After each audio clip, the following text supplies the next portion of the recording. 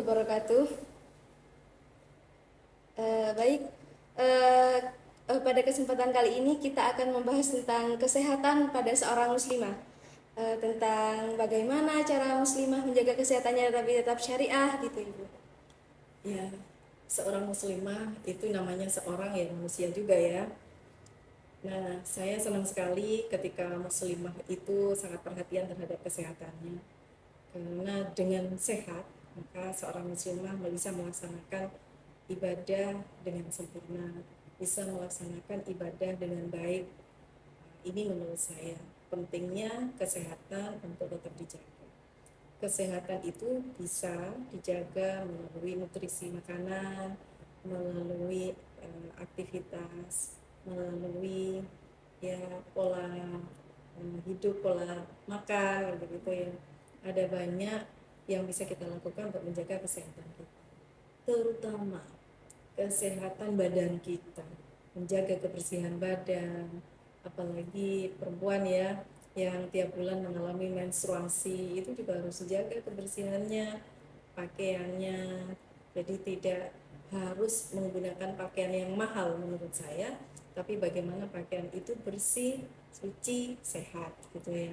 Karena menjaga kebersihan itu di dalam ajaran agama Islam wajib, bahkan sebagian dari keimanan kita. Maka kalau orang muslimah, dia akan mengimani apa yang diperintahkan oleh Allah. Salah satunya adalah menjaga kebersihan. Nah, maka dari itu menjaga kebersihan bagian dari menjaga kesehatan seorang muslim. Seringkali kan kita jika sedang berobat ataupun melahirkan, dokternya laki-laki, Ibu. Itu bagaimana? Iya, kalau menurut saya prioritas yang pertama carilah dokter yang sama-sama ya, yang perempuan ya. Makanya perempuan ketika melahirkan dan seterusnya ini kan bisa dengan bidan, kan ada bidan ya. Itu kalau kalau seandainya berobat dan ternyata tidak ada dokter yang perempuan, sementara dia butuh spesialis A, B, C gitu ya, itu adanya laki-laki, itu sakit itu kan masuk dalam unsur darurat ya. Kalau belajar usul fikih ada tingkatan-tingkatan darurat. Nah, darurat ini masuk tingkatan darurat yang mana? Selama masih bisa mencari dokter yang perempuan, menurut saya utamakan yang perempuan. Kalau toh sudah tidak ada, sementara dia sudah kondisinya sakit, ya di dalam maqasidus syariah ini kan hitun nafas, menjaga jiwa, menjaga kesehatan, ini sebuah kewajiban bagi kita. Maka menurut saya kalau itu masuk dalam unsur darurat, tidak apa, unsur darurat yang tidak ada pilihan lagi. Masa kita mau ngatur-ngatur jadwalnya dokter? Tapi kalau kita tahu, oh di sana loh prakteknya dokternya perempuan, sebaiknya kita ke perempuan. Karena namanya kesehatan, khawatir ada aurat kita yang perlu diperiksa. Itu. Baik, Ibu. Tetapi kalau sudah terlanjur dokternya laki-laki, sudah tidak ada lagi, lalu mohon maaf, Ibu, menyentuh-nyentuh itu Saya bagaimana? kira sekarang ini ya, untuk metode pemeriksaan itu, kalau yang saya tahu tidak harus menyentuh itu. Ya kecuali saya kurang tahu ya dari aspek pemeriksaan itu mungkin uh, yang terpaksa harus bersentuhan begitu, kembali kepada indikator darurat tadi. Kalau itu masuk indikator darurat, maka ya tidak ada pilihan lagi. Unsur darurat itu sesuatu yang tidak boleh kan bisa menjadi boleh. Itu menurut saya. Tapi kita yang bisa mengukur tingkatan daruratnya itu. Makanya penting hadir usul fikih dan eh, apa itu maqasidus syariah untuk bisa menyelesaikan persoalan-persoalan yang seperti ini. Ya, kalau kita sendiri selama masih ada yang sesama mahram kita, maka sebaiknya kita cari dokter yang sama perempuan ya, agar kita bisa lebih bebas gitu bercerita atau memeriksa kesehatan kita. Nah, kalau toh itu sudah tidak ada pilihan lagi, kita juga tidak bisa untuk menghindari yang diutamakan itu adalah menjaga kesehatannya. Ya, menjaga kesehatan itu lebih diutamakan ya daripada yang tadi. Bukan kita mengabaikan apa namanya nilai-nilai syariat yang tidak boleh sentuhan laki perempuan selain mahram. Tapi karena ada unsur kesehatan ini yang menjaga jiwa itu hukumnya wajib, maka ini kita dahulukan.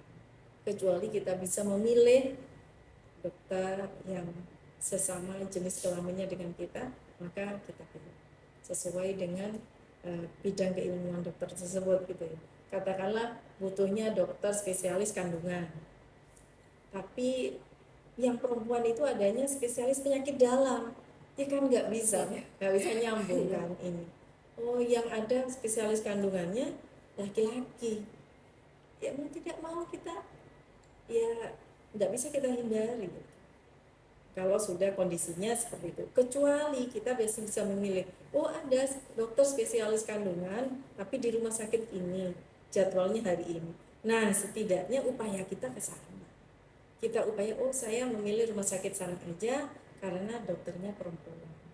Masih ada pilihan-pilihan seperti itu. Unsur darurat itu ketika kita sudah tidak bisa dan tidak memungkinkan memilih, Mbak. Karena kondisi yang saat itu juga harus diperiksa. Itu ya, salah satu contohnya ketika terjadi kecelakaan. Karena sudah tidak bisa itu. Siapapun yang merawatnya, ya itulah kan gitu. Kondisinya sudah darurat, nanti kalau ditahan lagi, masih ditunda lagi pemeriksaannya, khawatir ada infeksi, pembengkakan dan seterusnya. Maka dari itu kita yang bisa mengukur kondisi-kondisi seperti itu. Nah, ini pentingnya hadir itu ilmu-ilmu yang lain itu ya, ada ilmu usul fikih, qawaidul fikih dan Terima kasih Ibu. Terakhir masih seputar kesehatan juga. Ini tentang lebih ke olahraganya Ibu. Sekarang kan banyak ibu-ibu khususnya yang ikut senam aerobik atau apa itu Bu di luar ruangan atau di lapangan. Contohnya itu Ibu, itu kan orang bukan mahramnya lalu lalang lewat. Nah itu bagaimana Ibu? Kan banyak juga masih yang muslimah ikut senam Ibu. Makanya saya juga pernah melihat juga tempat kaget ya, ada kegiatan yang dilakukan oleh mahasiswa itu. Nah, ya itu menurut saya, kalau saya secara pribadi ya, mohon maaf saya tidak menyinggung siapa-siapa, sebaiknya dilakukan di dalam rumah. Tapi menjaga kesehatan itu wajib. Hanya saja tempat kan masih bisa memilih kita. Artinya andai kata pilihan tempatnya itu, oh di tempat situ aman, aurat kita nggak terlihat, karena ketika senam pasti kostumnya berbeda. Iya. Ya, ya. Menurut saya selama itu masih ada pilihan jadwalnya, bisa jadi dipisah. Oh jadwalnya perempuan hari ini, jadwalnya laki-laki hari yang lain. Upaya-upaya itu masih bisa kita lakukan, maka sebaiknya ya wajiblah kita lakukan gitu, untuk menjaga akidah kita, untuk menjaga agama kita. Maka dari itu, sekalipun menjaga kesehatan itu adalah wajib, menurut saya ya harus terjaga juga yang lainnya, selama itu masih ada pilihan. Kecuali sudah nggak ada pilihan lain, tempatnya hanya itu adanya, dan waktunya hanya itu adanya, dan tidak memungkinkan kita itu untuk menjadwal lagi terpisah lagi laki dan perempuan. Nah, kita yang bisa tahu selama masih ada pilihan, maka sebaiknya tidak campur laki dan perempuan dan tidak di tempat yang terbuka. Ini menurut saya sebagai muslimah yang, kecuali pakaian dari secara pakaian aman, kemudian gerakan tubuh lenggak-lenggoknya juga aman. Kalau lenggak-lenggoknya yang kita ketahui secara umum ini, ya sekalipun itu senam, menurut saya sudah melampaui gitu ya. Artinya identitas muslimahnya, auratnya kadang masih terlihat, sekalipun pakai pakaian yang tertutup, tapi ketika itu lekuan tubuhnya juga nampak, maka itu kan sama halnya dengan memperlihatkan auratnya. Yang sebaiknya ada di dalam ruangan dan itu terpisah antara laki-laki dan perempuan. Itu menurut saya, gitu ya. Ya saya kurang tahu. Tapi jangan lupa bahwa senam itu juga penting, Mas. Karena itu menjaga kesehatan, dan menjaga kesehatan hukumnya wajib. Gitu. Tapi melakukan sesuatu yang wajib bukan berarti kita meninggalkan kewajiban yang lain. Itu. Baik, terima kasih Ibu. Jadi dapat disimpulkan bahwa menjaga suatu kesehatan merupakan suatu hal yang begitu penting. Namun kita juga harus membatasi terkait hal-hal yang bisa melanggar sesuai syariat. Seperti itu. Saya selaku moderator mohon maaf Ibu jika ada salah kata. Sekian dari saya. Assalamualaikum warahmatullahi wabarakatuh. Waalaikumsalam warahmatullahi wabarakatuh.